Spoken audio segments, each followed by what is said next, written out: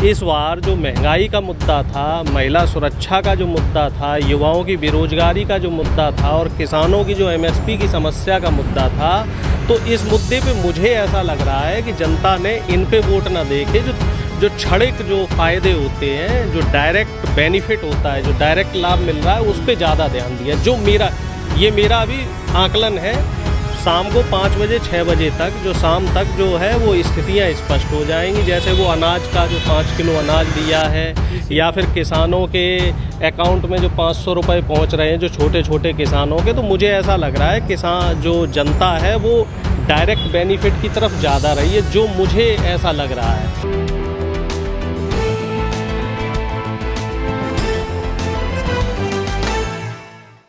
आज उत्तर प्रदेश विधानसभा समेत 5 राज्यों के जी बीजेपी फिर से सत्ता में आ रही है उत्तर प्रदेश में।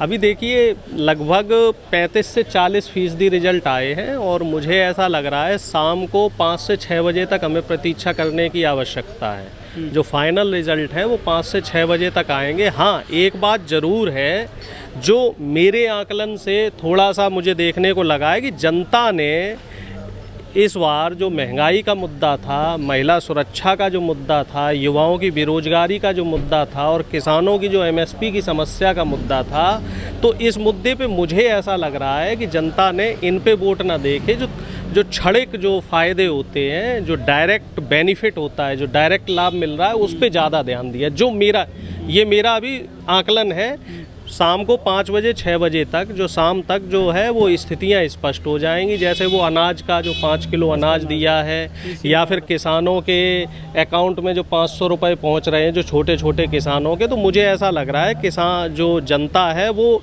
डायरेक्ट बेनिफिट की तरफ ज़्यादा रही है, जो मुझे ऐसा लग रहा है। और जो हिंदू धर्म की बात करते हैं बीजेपी वाले, राम मंदिर की बात करते हैं, वो भी तो बड़ा मुद्दा है उत्तर प्रदेश में। देखिए ऐसा है, अगर हिंदुत्व, राम मंदिर और ये सारे मुद्दे चले होते तो भारतीय जनता पार्टी को अभी भी रुझानों में लगभग 70 से 80 सीटों का नुकसान हो रहा है। तो वो धर्म का मुद्दा नहीं चल रहा है। और समाजवादी पार्टी को सीधा आप देखिए, 47 सीटों से समाजवादी पार्टी 150 सीटों पे पहुंच रही है। तो जाहिर सी बात है कि जनता बदलाव के मूड में है, एंटी इनकम्बेंसी है, जनता परेशान है। लेकिन कहीं ना कहीं ऐसा लग रहा है कि एक गैप रह गया, एक जो गैप होता है वो गैप अभी रह गया है, और वो गैप क्या था और असलियत क्या है वो शाम तक क्लियर हो पाएगी। लेकिन मुझे ऐसा लग रहा है धर्म के मुद्दे पे जनता ने इस बार वोट नहीं किया है। धर्म का कोई मुद्दा जो है अहम मुद्दा जनता के लिए नहीं रहा है। सर, जो किसान आंदोलन चला था गाजीपुर बॉर्डर पर, पश्चिमी उत्तर प्रदेश के हजारों किसान उस आंदोलन में आए थे, वो सरकार के खिलाफ बड़ी आग उगलते थे, क्या वो आपका फंडा नहीं चला सरकार के खिलाफ? देखिए, किसान आंदोलन की बात की जाए तो मैं भी 13 महीने आंदोलन का हिस्सा रहा हूँ, और आप लोगों ने भी 13 महीने लगभग पूरा, मैं तो आपको लोगों को देखता रहा हूँ कि जो ज़मीनी हकीकत है वो आप ही लोग थे जिन्होंने ज़मीनी हकीकत दिखाई। नहीं तो मीडिया की अगर माना जाता तो साहब मीडिया ने तो किसानों को आतंकवादी, देशद्रोही, खालिस्तानी और पता नहीं क्या क्या संज्ञाएँ दे दी थी। तो किसान आंदोलन का असर है, पश्चिमी उत्तर प्रदेश से ठीक ठाक रुझान मिल रहे हैं। हाँ, ये चीज़ है कि जितना असर किसान आंदोलन का रहना चाहिए था, तो उतना असर जो किसान यहाँ से आंदोलित होकर पहुँचे हैं, वो किसान वहाँ क्या डिलीवर किया उन्होंने, क्या उनकी बातचीत रही, या फिर जो किसान संगठन है उन्होंने आगे जाके क्या बातें रखी हैं। और जो दूसरी चीज़ है जो ये देखने वाली है, वो शाम को 5 बजे तक ये क्लियर हो जाएगी कि जनता के लिए अहम समस्या क्या रही। क्या ये डीजल पेट्रोल की बढ़ती हुई कीमत जनता के लिए समस्या नहीं है? क्या 100 में से जो 62 युवा बेरोजगार हैं हमारे प्रदेश का, क्या ये जनता के लिए समस्या नहीं है? क्या युवाओं के लिए समस्या नहीं है? क्या युवा अभी भी जाति में और धर्म में फंसा हुआ है? तो ये भी एक अहम प्रश्न रहेगा देखने वाला। और दूसरा, शाम तक एक चीज़ ये भी क्लियर हो जाएगी कि बहुजन समाज पार्टी को जो वोटों का नुकसान दिख रहा है, तो उसकी वजह क्या है। बहुजन समाज पार्टी से जो मतदाता खिसका है, जो अंबेडकरवादी विचारधारा का जो मतदाता था, जो खिसका है, तो उसका डायरेक्ट बेनिफिट किसे मिल रहा है और क्या कारण रहे? क्योंकि बीएसपी को पिछली बार 18 से 20% मतदान मिला था और बसपा एक मजबूत स्तंभ माना जाता है उत्तर प्रदेश की राजनीति में। जो बहन जी का नारा है, बहुजन हिताय सर्वजन सुखाय, जो पहले बहुजन हिताय बहुजन सुखाय था, तो वहाँ क्या कमी रह गई? क्योंकि जो मुझे भारतीय जनता पार्टी का इस बार जो बढ़त दिख रही है, तो कहीं ना कहीं ऐसा लग रहा है कि ऐसा तो नहीं कि जो बसपा का वोट है, जो ये देखा कि बहन जी कमज़ोर हैं, बहन जी 200 सीटें नहीं ला रही हैं, तो शायद वो वोट उधर शिफ्ट हो गया। अब राजनीति बदल गई है। जो 5 राज्यों के आप रुझान देखिए, पंजाब में देखिए, कांग्रेस को चन्नी साहब और सिद्धू साहब की कलह की वजह से नुकसान होता दिखा और पंजाब की जनता ने एक तरफा आम आदमी पार्टी को वोट दे दिया। अगर हम उत्तराखंड का देखें तो उत्तराखंड में जो हरीश रावत को कमान सौंपी गई, तो हरीश रावत को कमान सौंपने का नुकसान साफ तौर पे उत्तराखंड में कांग्रेस पार्टी को दिखा। और बीजेपी को वहाँ 3 मुख्यमंत्री बदलने के बावजूद भी जनता ने दोबारा उस पर भरोसा दिखाया। गोवा में पिछली बार कांग्रेस सबसे बड़ी पार्टी थी, लेकिन अभी तक ये दिखता आ रहा है, ये पैटर्न दिख रहा है कि गोवा में अब बीजेपी को क्लियर मैंडेट मिल रहा है। ऐसे ही मणिपुर में पिछली बार सबसे बड़ी पार्टी थी कांग्रेस, लेकिन इस बार मणिपुर में डायरेक्ट अब दुविधा वाली स्थिति नहीं है कहीं। अब वोटर क्या करता है? एक तरफा वोट करता है कि जिसे सरकार बनानी है, पिछले 2 साल से जो पैटर्न आ रहा है, एक तरफा वोट दीजिए और जिसे सरकार में रखना है 5 साल सरकार में रहे, हंग असेंबली ना बने। सर, जो किसान आंदोलन चला था यहाँ पर गाजीपुर बॉर्डर पर, क्या किसान नेता अपनी आवाज़ नहीं पहुँचा पाए पूरे प्रदेश में? देखिए, अभी कहना थोड़ी सी जल्दबाजी है, लेकिन मुझे ऐसा लग रहा है किसान आंदोलन का कुछ असर तो हुआ है। जो ग्रामीण इलाका है, ग्रामीण इलाके में अभी रिजल्ट नहीं आए हैं। ग्रामीण मोदी जी का तो नहीं होगा, उन्होंने माफ़ी मांगी थी, 3 किसान कानून वापस लिए थे तब। नहीं, देखिए, मोदी जी को तो जनता ने सिरे से नकार दिया और यही वजह रही कि बनारस में मोदी जी को 3 दिन डेरा डालना पड़ा। ये अपने आप में बहुत बड़ी बात है कि एक प्रधानमंत्री बनारस में जाकर गली गली में प्रचार कर रहा है और अमित शाह ने पश्चिमी उत्तर प्रदेश समेत हर जगह गली गली जाके पर्चे बांटे। तो कहीं ना कहीं जनता के बीच में आक्रोश था, जनता के बीच में विरोध था और जगह जगह आपने देखा जहाँ पे बीजेपी के विधायक रैलियां कर रहे थे, तो कहीं उन्हें कान पकड़ के माफ़ी मांगनी पड़ रही थी, कहीं उनको काले झंडे दिखाए जा रहे थे, कहीं उनको दौड़ाया जा रहा था। तो इस चीज़ तो मिल गया उनको नहीं। अभी कैसे भाई? देखिए, अभी 18 राउंड के फाइनल आया है, 18 राउंड का, और लगभग 35-40 राउंड तक जो है आपका मतगणना होनी है। तो अभी लगभग 40 से 45% रिजल्ट आए। और अब इस समय एक चीज़ और देखने में आ रही है, अंदर से जो खबरें आ रही हैं कि मतगणना को स्लो कर दिया जाए। स्लो करने के पीछे कारण ये है कि शहरी इलाकों में जहाँ बीजेपी का वोटर था, वहाँ पे मतगणना फास्ट कर दी और एक नरेशन तैयार कर दिया कि साहब बीजेपी क्लियर आ रही है।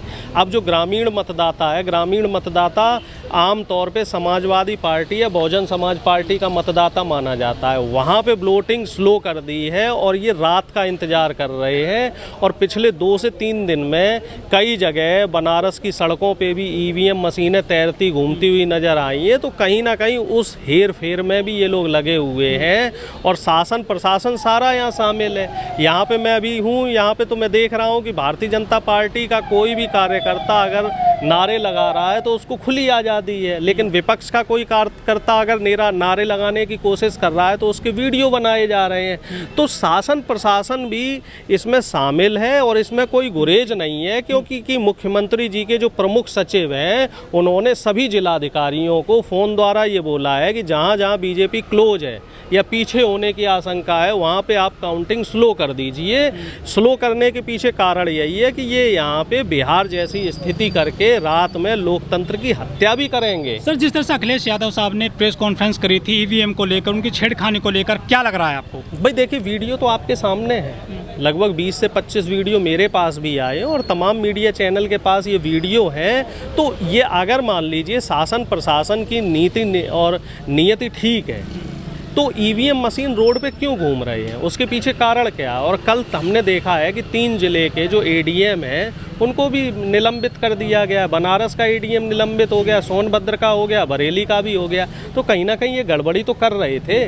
और अखिलेश जी ने अगर ये बात कही है तो कुछ तो तथ्य रहे होंगे, कुछ तो आधार रहे होंगे। लोगों ने फेसबुक पे लाइव चलाया है, लोगों ने यूट्यूब पे भी लाइव चलाया है उन चीज़ों को, और उन फुटेज को बाकायदा प्रमाणिक हैं वो फुटेज। तो कुछ तो गड़बड़ी करने की कोशिश कर रहे थे। देखिए, ईवीएम में छेड़छाड़ होना मुश्किल है, लेकिन ईवीएम मशीन बदलना आसान है, क्योंकि ईवीएम, हर ईवीएम मशीन का एक नंबर होता है, और वो नंबर अमूमन जो बूथ एजेंट होता है वो नोट नहीं करता है, उस पर वो ध्यान नहीं देता है।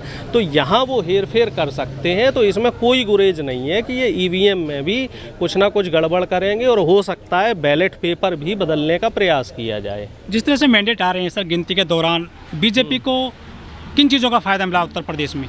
देखिए, बीजेपी को दो चीज़ें जो मुझे समझ में आ रही हैं अब तक। एक तो राशन, जो 5 किलो इन्होंने राशन मुफ्त बांटा है, और दूसरा जो है वो जो किसानों को इन्होंने सम्मान निधि दी है। तो मुझे ये दो चीज़ें समझ में आ रही हैं जिसका बीजेपी को सीधे तौर पे फ़ायदा मिल रहा है। और विकास तो मुझे ऐसा लग रहा है विकास का बीजेपी को नुकसान हुआ है, और राम मंदिर का भी नुकसान हुआ है। देखो, अगर बेरोजगारी बड़ा मुद्दा था उत्तर प्रदेश बिल्कुल में, सबसे बड़ा मुद्दा था बेरोजगारी, ठीक है, इसी वजह से बीजेपी को इतनी सीटों का नुकसान हुआ। और आप फिर एक बार समझ लीजिए कि अगर ये अपनी उतनी सीटें सस्टेन कर पाते जितनी पिछली बार लाए थे, तब मैं मान सकता था कि सुशासन रहा। इनकी सीटें कम हो रही हैं, और शाम तक हो सकता है ये 200 से भी नीचे रह जाएं, ठीक है ना। तो अभी ये कहना पूरी जल्दबाजी होगी कि राम मंदिर या विकास या क्या है, शाम तक पूरी चीज़ें क्लियर हो जाएंगी। लेकिन मुझे ऐसा लग रहा है, ये मेरा अपना आकलन है, कि उत्तर प्रदेश में बीजेपी इतनी आसानी से दोबारा इनका आना थोड़ा मुश्किल है, और आएंगे भी तो पेच फंसा रहेगा। सर क्या लगता है, सरकार एमएसपी देगी किसानों को? देखिए, बीजेपी तो एमएसपी नहीं देगी साहब। इसके लिए तो मुझे लग रहा है लंबा संघर्ष चलेगा, और किसानों को फिर से तैयार होना पड़ेगा। कह रहे कानून वापस लेकर आएंगे, कानून दोबारा लगेंगे, हमें पूरी उम्मीद है। ये सिर्फ उत्तर प्रदेश के चुनाव का इंतजार कर रहे थे, और अगर चुनाव में आज ये शाम तक क्लियर मैंडेट ले आते हैं और अपने सरकार बनाने का दावा रखते हैं, हालांकि बाकी 3 राज्यों में बीजेपी आ रही है, उत्तराखंड, गोवा और मणिपुर में, तो मुझे ऐसा लग रहा है अगर उत्तर प्रदेश इनके हाथ में आ जाता है तो हो सकता है ये किसानों के जो कानून है वो फिर से लाएं, और किसानों को इस समय तैयार रहना पड़ेगा, क्योंकि ये आंदोलन इन्हें फिर से चलाना पड़ेगा। क्या 2024 की तैयारी कर रही है बीजेपी यूपी के रास्ते? बिल्कुल, बीजेपी तो हमेशा चुनावी मोड में रहती है, और इस बार विपक्ष को भी इनकी चाल का करारा जवाब देना पड़ेगा। और इनकी जो स्ट्रैटेजी बना रहे हैं, जो बीजेपी स्ट्रैटेजी बना रही है, तो विपक्ष को भी अपनी मजबूत रणनीति बनानी पड़ेगी। राजनीति देखिए संभावनाओं का खेल होता है, और राजनीति में हम ये नहीं कह सकते कि अगर कोई पार्टी जीत गई है तो वो हमेशा जीतती रहेगी, ठीक है। राजनीति में माहौल, स्थितियां हमेशा परिवर्तित होती रहती हैं। तो यही हमारे लोकतंत्र की खूबसूरती है, और देखते हैं 2024 में अभी समय है, और हार हमें ये बताती है, अगर हम हारते भी हैं तो हार हमें ये बताती है कि हमारे सफलता के प्रयास में कहीं ना कहीं कमी रही है। तो हमें उन प्रयासों के लिए समीक्षा करनी होगी, और आगे दुगनी मजबूती के साथ हमें और प्रयास करने होंगे। ठीक है।